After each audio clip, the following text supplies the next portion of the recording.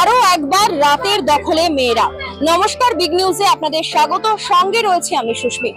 উপস্থিত রয়েছে শহর শিলিগুড়ির সবদার হাসমি চক থেকে, যেখানে এক সুদীর্ঘ প্রোটেস্ট আমরা আরো একবার আপনাদের সামনে তুলে ধরব। যেখানে আজ আরো একবার রাতের দখলে মেয়েরা, অর্থাৎ তাদের একটি কথা, আর লক্ষ্মী নয় কালী হব আমরা, এবং মেয়েদের নিরাপত্তায় মেয়েরাই পথে। এর আগেও আমরা আপনাদের সামনে তুলে ধরেছিলাম স্বাধীনতার রাতে রাতের দখলে রয়েছিল শহর শিলিগুড়িতে মায়েরা বোনেরা। ঠিক একইভাবে আজ মশাল হাতে মেয়েদেরকে কিন্তু দেখা যাচ্ছে শহর শিলিগুড়ির রাজপথে, অর্থাৎ মশাল হাতে আরো একবার মায়েরা বোনেরা গর্জে উঠেছে।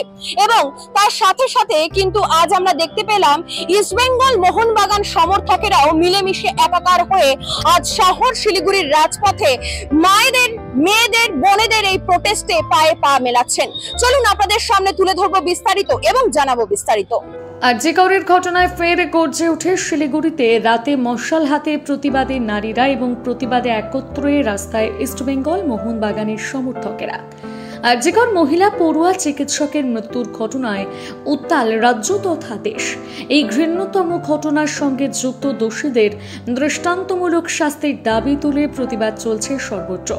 সেই মতোই স্বাধীনতা দিবসের রাতের মতন রবিবার রাতে ফের শিলিগুড়ির বাঘাযতীন পার্ক থেকে মশাল ও মোমবাতির সহযোগে একটি সুবিশাল প্রতিবাদ মিছিল দেখা যায়। মূলত শিলিগুড়ি শহর এলাকায় মেয়ে, গৃহবধূ, মা ও বোনেরা এই মিছিলে পা মেলান। মিছিলটি শিলিগুড়ি শহরের প্রাণকেন্দ্র সবদার হাসমি চক হয়ে হিলকোট রোড পরিক্রমা করে বাঘাযতীন পার্কে এসে শেষ হয়।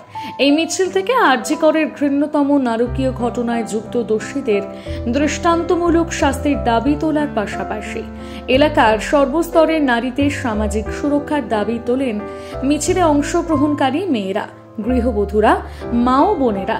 এবং এদিনের পাশাপাশি আরজিকরের ঘটনার এই একই প্রতিবাদে শিলিগুড়িতে একসঙ্গে প্রতিবাদে রাস্তায় নামল ইস্টবেঙ্গল ও মোহনবাগান ক্লাবের সমর্থকেরা। শিলিগুড়ির বাঘাযতীন পার্ক থেকে মিছিল শুরু করে তারা। মিছিলটি শহরের মূল পথ পরিক্রমা করে এবং মিছিল থেকে একইভাবে বিচারের দাবি তোলা হয়। খুন করা হলো, এর বিরুদ্ধে শুধুমাত্র ইস্টবেঙ্গল মোহনবাগান নয়, আমরা ডাক দিয়েছি ভারতের যত ক্লাব আছে একসাথে পথে নামার জন্য। আমরা খুনি ধর্ষকদের শাস্তি চাই। এর জন্য আমরা একসাথে ইস্টবেঙ্গল মোহনবাগান পথে নেমেছি। যতদিন না পর্যন্ত এটার বিহিত ঘটবে, যতদিন না পর্যন্ত ধর্ষককারীরা শাস্তি পাবে, বিচার যতদিন না পর্যন্ত না হবে, ততদিন এই প্রতিবাদ, এই লড়াই আমরা এভাবেই চালিয়ে যাব। অতি জঘন্য, কোনো বলার ভাষা নেই। শুধু আজকের ম্যাচ নিয়ে না, বিগত দিন থেকে যেটা দেখে এসেছি, পুলিশের ভূমিকা তলানিতে গিয়ে ঠেকেছে।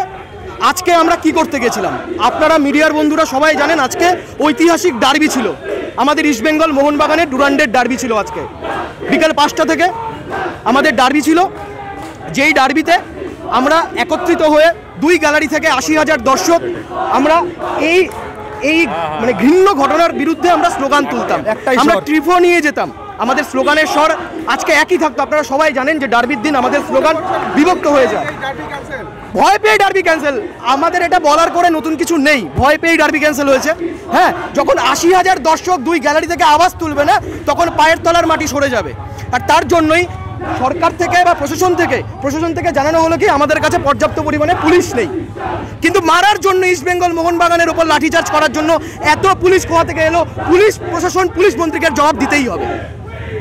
আমরা গুন্ডাগার্দি করতে জানি, যখন পুলিশ প্রশাসন আমাদের উপর লাঠি চালাতে পারে, যখন আমাদের উপর এইভাবে লাঠি চালালো, যখন আরজিকরে মানে কতগুলো গুন্ডা ঢুকে, জানি না কে কোথাকার কোন সমর্থক, কিন্তু গুন্ডা ঢুকে পুলিশের সামনে ভাঙচুর করলো, তখন পুলিশ প্রশাসন কোথায় ছিল?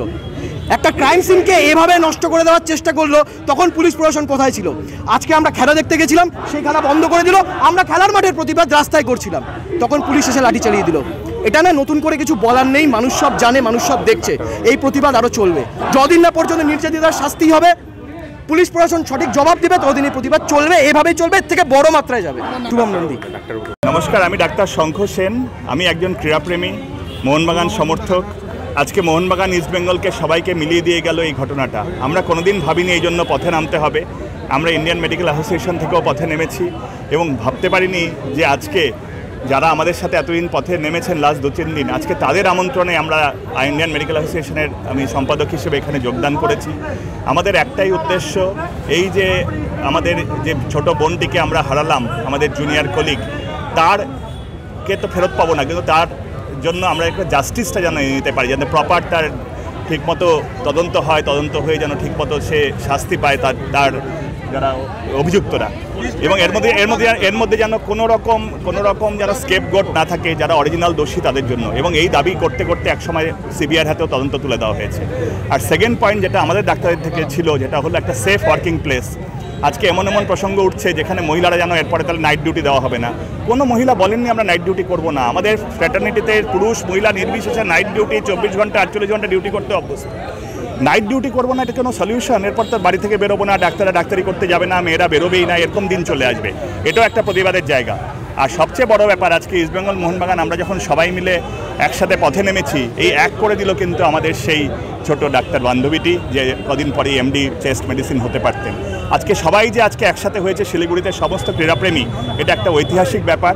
শুনেছি কলকাতাতেও এরকম বিভিন্ন মুভমেন্ট হচ্ছে, কিন্তু একটা ব্যাপার, কেউ কিন্তু এখানে জড়ো হতে চায়নি। সবাই আজকে খেলা দেখতে চেয়েছিল, সবাই গলা ফাটাতে চাইছিল নিজেদের টিমের জন্য। সেই সুযোগটা দেওয়া হলো না, এই পলিটিক্যালি যে জিনিসগুলো ভাবা হচ্ছে তার জন্য। সেটার প্রতিবাদে আজকে সবাই মাঠে নেমেছে। এবং শুধু তাই না, আজকে দুটো সমর্থক ইস্টবেঙ্গল মোহনবাগান এক হয়ে গেছে। এবং এক্ষুনি আমরা জানলাম শুধু ইস্টবেঙ্গল মোহনবাগান নয়, ভারতবর্ষের সমস্ত ক্রীড়াপ্রেমী সব ক্লাবকে একত্রিত করে এই আন্দোলনে তারা নামতে চাইছে। আমি তাদেরকে স্যালুট জানাই এবং ডাক্তারদের অ্যাসোসিয়েশনের পক্ষ থেকে আবার বলি যে আজকে তারা আমাদেরকে ডেকেছে, যেখানে আমরা অন্যদিন তাদেরকে ডাকছিলাম। আজকে এটা কিন্তু আর শুধু ডাক্তার সমাজের মধ্যে নেই, আজকে সবাই মিলে সমাজের সর্বস্তরের মানুষ এই প্রতিবাদে নেমেছে। এটা আমাদের কাছে গর্বের জায়গা।